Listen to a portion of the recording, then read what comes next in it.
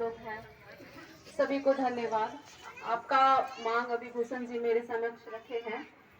जो अंचल कार्यालय से रिलेटेड जो मांग है उसके संबंध में मैं बताना चाहूंगी कि जैसे कि आपका 70,000 रुपए का आय प्रमाण पत्र निर्गत करने से संबंधित मांग है, तो जिनका भी अभी आवेदन हमको प्राप्त हुआ है, मुझे उसकी जांच हम लोग करवा लेंगे। संबंधित राजस्व कर्मचारी से घर जाएंगे, क्योंकि 70,000 आय प्रमाण पत्र निर्गत करने के संबंध में मतलब कि ये देखना होगा कि आपके घर में सिर्फ एक ही व्यक्ति काम कर रहा है और दूसरा व्यक्ति कामकाजी नहीं है, एक महिला या एक पुरुष काम कर रहे हैं और सालाना उनकी आय 70,000 रुपये है और किसी भी तरह का अलग से कोई भी जो मतलब आय का स्रोत है वो नहीं हो। मतलब अगर 2-4 लोग घर में कमा रहे हैं, पति कमा रहे हैं, बेटा कमा रहे हैं, माँ भी कमा रही हैं, तब उनको निर्गत नहीं हो पाएगा। लेकिन इसकी जांच हम लोग करवा लेंगे, अगर जो सक्षम होगा हम लोग उनको 70,000 का आय प्रमाण पत्र निर्गत कर देंगे। उसमें कोई हम लोग को परेशानी नहीं है। जाएंगे, वो आपके घर जाएंगे, संबंधित राजस्व कर्मचारी जाके जांच कर लेंगे कि कितने व्यक्ति हैं, कितने कमाने वाले व्यक्ति हैं, क्या है आपके घर में, सुख सुविधाएं क्या है, किस तरह से है, और उस मतलब आप जो व्यक्ति कमा रहे हैं वो कितना कमा रहे हैं, मंथली कितना कमा रहे हैं, महीना मासिक कितना कमा रहे हैं, उसी आधार पे गणना की जाएगी कि साल भर में वो कितना कमा ले रहे हैं। तो ये कोई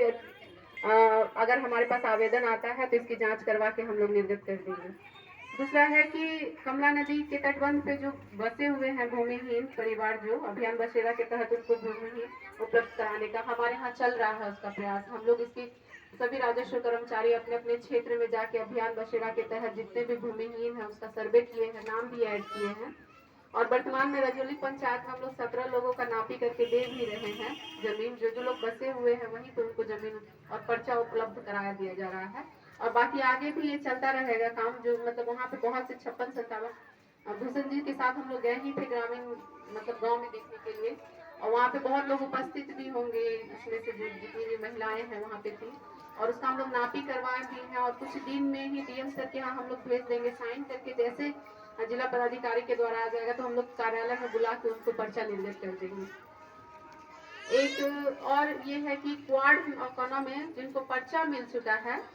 अंचल कार्यालय से पर उनका दखल कब्जा नहीं है, उसकी भी हम लोग जांच कर रहे हैं। अगर आप लोग को दखल कब्जा नहीं है तो जो वहाँ पे रह रहे हैं जो मतलब व्यक्ति हैं वो किसी को बेचने का अधिकार नहीं है। अगर ऐसी सूचना आती है कि कोई व्यक्ति अगर पर्चाधारी जमीन को बेच रहा है तो किसी हालत में हम लोग उसको बेचने नहीं देंगे। अगर आपका अधिकार नहीं है तो वहाँ पे जो बसे हुए हैं उनको भी बेचने का अधिकार नहीं है पर जब तक कि आपका पर्चा जो निर्गत है वो रद्द नहीं हो जाता है। लेकिन आपके पास पर्चा है तो वो कोई भी जमीन बेच नहीं सकता है।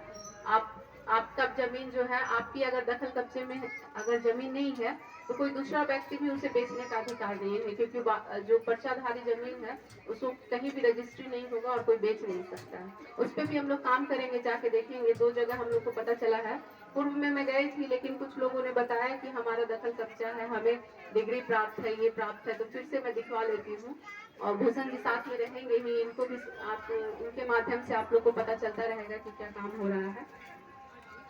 साथ ही मतलब जो झोपड़ी में रहने वाले व्यक्ति हैं, गरीब है, जो जिनको पॉलिथीन की आवश्यकता है, एक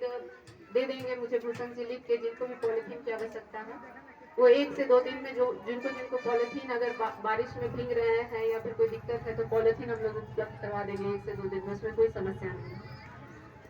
साथ ही आपका जो अन्य मांग है कुछ प्रखंड से मतलब प्रखंड विकास पदाधिकारी से